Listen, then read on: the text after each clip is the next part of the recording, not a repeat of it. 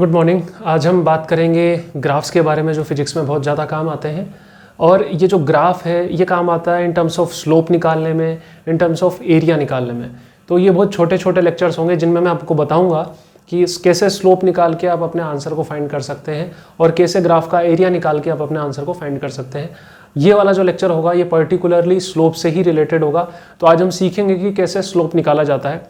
वैसे proper slope निकालने का तरीका हम displacement time graph, velocity time graph, acceleration time graph में पढ़ेंगे, पर ये एक ओवरव्यू होगा उसका, ताकि जब हम वो पढ़े तो आपको बार बार मुझे नोटिस नहीं कराना पड़े कि अच्छा ऐसे स्लोप निकालते हैं, ऐसे एरिया निकालते हैं। तो चलिए हम समझते हैं कि कैसे किया जाता है। हमें पता है ग्राफ मतलब कोई भी ऐसा शेप जो दो एक्सिस के बीच में बना हुआ हो। ये दो एक्सिस है, इसके बीच में कोई भी शेप बन सकता है। तो हमें स्लोप निकालने से मतलब होता है कि जैसे मान लो कोई ग्राफ ऐसा है, ये कोई ग्राफ है, तो ये कितना बैंड है, कितना एंगल बना रहा है, ये एंगल कितना बना रहा है, इसी को स्लोप बोलते हैं। बस दैट्स इट। इसको हमें निकालना सीखना है कि कैसे इसको किया जाता है। जैसे मान लीजिए मैं बताता हूँ कि एक तो ये ग्राफ हो गया, एक ये ग्राफ हो गया, एक ये ग्राफ हो गया। कोई भी एक्सिस के बीच में बना हुआ ग्राफ है, तो हम समझना चालू करते हैं कि कैसे हम करेंगे। देखो, हमने लिया एक स्केल लेते हैं और इस लाइन पर रखते हैं। ये स्केल को हमें सीधा चलाना पड़ रहा है कंटिन्यूसली, ऐसे हमने इसको टिल्ट नहीं किया, ये स्केल को सीधा हमने चलाया। मतलब इस ग्राफ का जो ये एंगल है ये चेंज नहीं हुआ। ये जो एंगल जो बना रहा है ये भी थीटा है, ये एंगल भी थीटा है, एंगल चेंज नहीं हुआ। मतलब इस ग्राफ में जो एंगल है यानी कि जो स्लोप है वो कैसा बना हुआ है, कांस्टेंट। अभी हम और भी चीजें समझेंगे, बस जस्ट हमने समझना स्टार्ट किया है एंगल के बारे में। ऐसे इस ग्राफ में हमने देखा कि यहाँ पे एंगल छोटा सा बन रहा है, उसके बाद में एंगल ये बड़ा बना और ये एंगल क्या हुआ, बड़ा बनता चला गया। इस प्रीवियस क्वेश्चन में अगर मैं बोलता हूँ ये θ1, θ2, θ3, तो इसमें सारे एंगल कैसे हैं, सेम थे। जबकि इसमें θ1, θ2, θ3 में सबसे छोटा एंगल θ1, देन उससे बड़ा θ2, देन उससे बड़ा θ3। ऐसे हुआ, एंगल पे एंगल चेंज हो रहे हैं। मतलब यहां पर जो स्लोप है, स्लोप इंक्रीज हो रहा है। कैसे इंक्रीज हो रहा है, हमने स्केल रखा अगेन, ये देखो ये स्केल कितना कम एंगल बना रहा है इस एक्सिस के साथ। देन इसको आगे बढ़ाया तो ज़्यादा एंगल, और आगे बढ़ाया तो ज़्यादा एंगल। ठीक है, यहाँ देखा, यहाँ तो साफ पता लग ही रहा है इस एक्सिस के साथ ये पैरेलल हो गया। मतलब थीटा कितना है इसमें, 0, तो स्लोप भी कितना है इसका, 0। एक कंसेप्ट तो हमें समझ में आया। दूसरा कंसेप्ट हमें समझना है कि स्लोप मतलब होता है tan थीटा। जैसे मान लो कि आपको इसका स्लोप फाइंड करना है, यहाँ पे कुछ भी वैल्यूज आपको दे रखी होती, ये y में, इधर वाली y एक्सिस में, उधर वाली x एक्सिस में। तो हम tan थीटा कैसे निकालते हैं, y/x, यही तो निकालते हैं, y/x, वही हम कर रहे हैं, y/x। तो मतलब स्लोप को आप बोल सकते हैं tan थीटा। स्लोप मतलब tan थीटा सिंपली। और हमें tan थीटा के बारे में एक आइडिया है कि जब tan थीटा में थीटा 90 से छोटा होता है तो वो पॉजिटिव होता है, 90 से बड़ा होता है तो वो नेगेटिव होता है, और 90 तो हम ले नहीं सकते क्योंकि नॉट डिफाइन होता है। तो इस ग्राफ में आप देखो, ये जो थीटा है 90 से छोटा है, यहाँ भी ये 90 से छोटा है, यहाँ तो कह रही है 0 ही है। इन दोनों केसेस में 90 से छोटा है, मतलब दोनों ही केसेस में tan थीटा पॉजिटिव आएगा। मतलब इन दोनों ही केसेस में स्लोप कैसा आएगा, पॉजिटिव, और इसमें भी स्लोप कैसा आएगा, पॉजिटिव। ये कुछ आपको समझ में आया होगा। इसके बाद मैं और ग्राफ बनाता हूं, उसमें थोड़ा और आइडिया आपको लगेगा। जैसे ये ग्राफ मैंने बनाया, इस ग्राफ में ये जो स्लोप है ये कुछ ऐसा है। तो हमें दिखते ही पता लग रहा है कि यहां पर एंगल कितना बड़ा बना, ये एंगल कितना बड़ा है, θ1। देन ये एंगल छोटा हो गया थोड़ा सा, θ2, और ये एंगल तो और छोटा हो गया, θ3। इतना छोटा कि लिखा भी नहीं जा रहा मुझसे। मतलब ये एंगल सबसे बड़ा, देन θ2, देन θ3।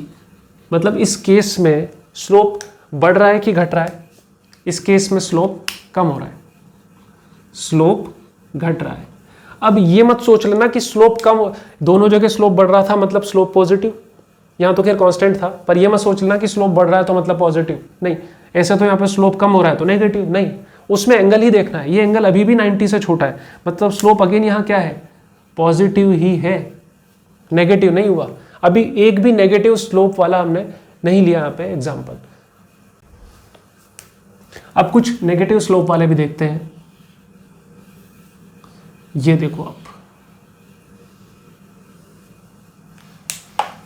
इस ग्राफ में ये एंगल हमेशा एक्स एक्सिस से ऐसे निकलेगा, ये θ1, ये θ2। हमें पता लग रहा है कि इसमें तो स्लोप चेंज ही नहीं हो रहा, हमने स्केल को रखा, स्केल ऐसा ही चले जा रहा है, ऐसा या ऐसा नहीं हुआ, मतलब इसका स्लोप तो कैसा है, स्लोप तो कांस्टेंट है। लेकिन क्योंकि जो थीटा है ये थीटा ग्रेटर देन 90 डिग्री है, इसलिए इसका स्लोप है कैसा, नेगेटिव स्लोप है। कुछ क्लियर हुआ ये? अगर ये ग्राफ आपको ऐसा दिया हुआ होता तो अब कैसे करते? अब कुछ लोग गलती से इसको यहां से देख लेते हैं कि अच्छा यहीं से तो देखना था, तो ये 90 से छोटा बना है। ऐसे नहीं देखना, ये पूरा घूम के बनेगा ऐसे, ये पूरा घूम के ये बना होगा, तो 90 से तो बहुत बड़ा हो गया, मतलब अगेन ये कैसा है, नेगेटिव। फिर भी अगर कंफ्यूजन होता है तो जैसे हमने इसको पीछे बढ़ाया थोड़ा सा, तो ये एंगल अभी भी कितना बन रहा है, थीटा ग्रेटर देन 90 डिग्री, तो मतलब इस ग्राफ का स्लोप भी कैसा है, इस ग्राफ का स्लोप है नेगेटिव, और क्योंकि एंगल चेंज नहीं हो रहा इसलिए कांस्टेंट भी है। ठीक है, और देखते हैं नेगेटिव स्लोप।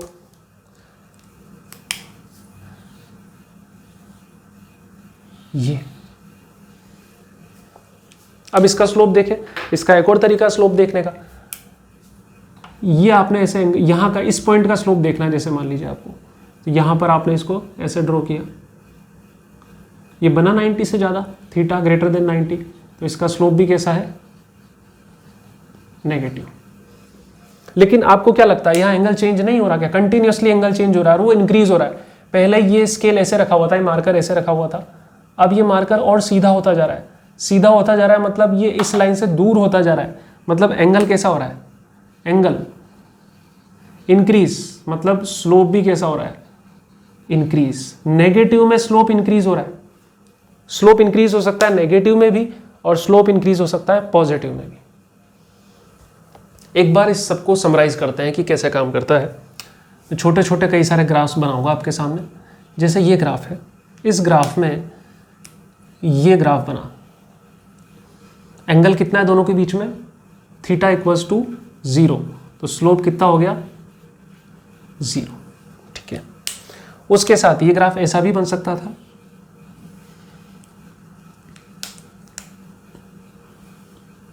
इस केस में भी इस ग्राफ और इस एक्सिस के बीच में थीटा 0 है, तो इसका स्लोप भी कैसा हो गया, 0। क्लियर?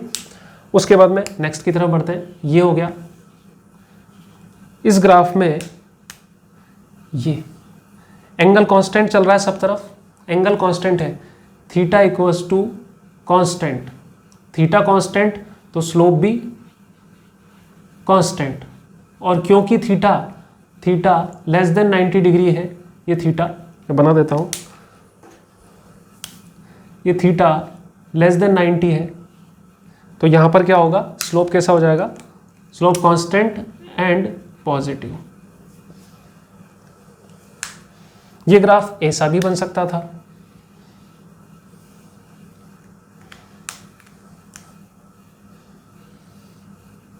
इस केस में भी ये एंगल कैसा देखा आपने, ये एंगल थीटा से छोटा है, लेस देन 90 डिग्री, और ये पूरा एक जैसा है, आपको स्केल को मार्कर को चेंज नहीं करना पड़ा, एक जैसा चलता गया। इस केस में भी थीटा जो है कांस्टेंट है, स्लोप उस वजह से क्या आ जाएगा, कांस्टेंट आ जाएगा, और क्योंकि थीटा छोटा है 90 डिग्री से इसलिए पॉजिटिव भी आ जाएगा। नेक्स्ट अगर हम बढ़ते हैं नेगेटिव स्लोप वालों की तरफ, या एक और पॉजिटिव स्लोप देखते हैं। चलो, ये नॉर्मल इंक्रीज का था कांस्टेंट रहते हुए, अब हम देखते हैं कि जिसमें कांस्टेंट नहीं रहेगा एंगल, ये इसमें एंगल कांस्टेंट नहीं है, इसमें एंगल बढ़ रहा है, एंगल इंक्रीज हो रहा है, ये θ1, ये θ2 और ये θ3। θ1 कम है, θ2 उससे बड़ा है, θ3 उससे भी बड़ा है, मतलब स्लोप इंक्रीज हो रहा है, स्लोप इंक्रीजिंग। लेकिन क्योंकि थीटा जो है 90 डिग्री से कम है इसलिए पॉजिटिव भी है, स्लोप। नेक्स्ट एक और हम ग्राफ बनाते हैं।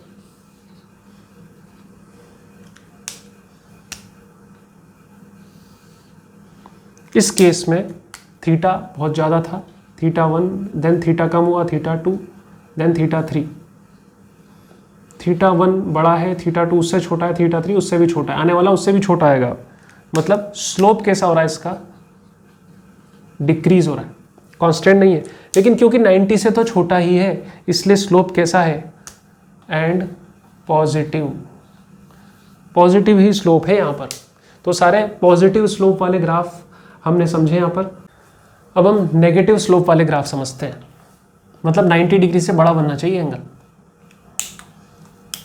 ये देखो आप, तो इस एंगल को यहां से नहीं लेना है, इस एंगल को पूरा एक तरीके से हमने यहां से लिया।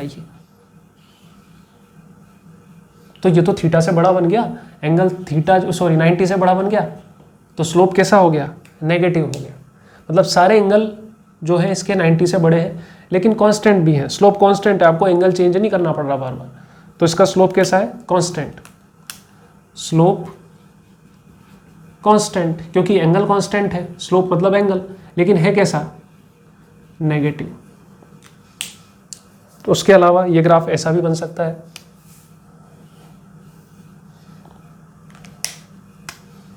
ये देखो अभी भी कैसा है? पूरा घूम के आओगे अभी भी वही हाल है। आप चाहो तो इसको पीछे बढ़ा के देख सकते हो। ये एंगल क्या है? थीटा बड़ा है 90 डिग्री से। तो इसमें भी क्या है? स्लोप।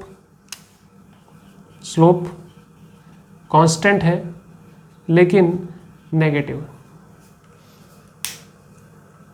आगे बढ़ते हैं और अलग टाइप के ग्राफ्स के लिए। ये देखो आप एक बार, इसमें क्या हुआ? इसमें देखो आप, यहां पे अगर आप कोई भी एंगल बनाओगे, ये एंगल, ये एंगल, देन ये एंगल, देन ये एंगल, एंगल बड़ा होता जा रहा है, लेकिन एंगल है कैसा? अगर इसको पीछे बढ़ा के देखो तो ये 90 से बड़ा ही है, थीटा ग्रेटर देन 90 डिग्री। मतलब एंगल तो इंक्रीज हो रहा है, थीटा इंक्रीज हो रहा है, पर वो 90 डिग्री से और बड़ा होता जा रहा है। मतलब एंगल इंक्रीज हो रहा है, मतलब स्लोप इंक्रीज हो रहा है। डेफिनेटली स्लोप जो है वो इंक्रीज हो रहा है, लेकिन 90 से बड़ा होता जा रहा है, इसलिए वो कैसा है? नेगेटिव। अच्छा, इस ग्राफ में आप बताना कैसा है कुछ।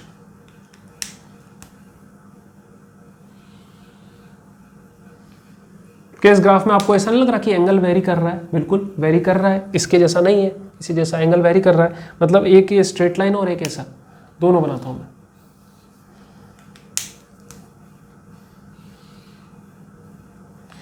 दोनों ही ग्राफ में एंगल जो है थीटा, जो मतलब 90 से बड़ा है, इसमें भी थीटा ग्रेटर देन 90 डिग्री और इसमें भी थीटा ग्रेटर देन 90 डिग्री है। लेकिन दोनों ग्राफ में एक फ़र्क है, इसमें एंगल कांस्टेंट बना हुआ है जो भी 90 से ज़्यादा वाला है, लेकिन इसमें और इंक्रीज हो रहा है, 90 से और ज़्यादा जा रहा है, 180 की तरफ जा रहा है, क्लोज टू। तो दोनों ही ग्राफ कैसे किसको बता रहे हैं? स्लोप तो दोनों ही ग्राफ में कैसा है? दोनों ही ग्राफ का स्लोप, इस ग्राफ का भी स्लोप और इस ग्राफ का भी स्लोप नेगेटिव है, इस ग्राफ का स्लोप भी नेगेटिव है, लेकिन इसमें स्लोप इंक्रीज हो रहा है, स्लोप इंक्रीज हो रहा है, और इसमें स्लोप कैसा है? कांस्टेंट है।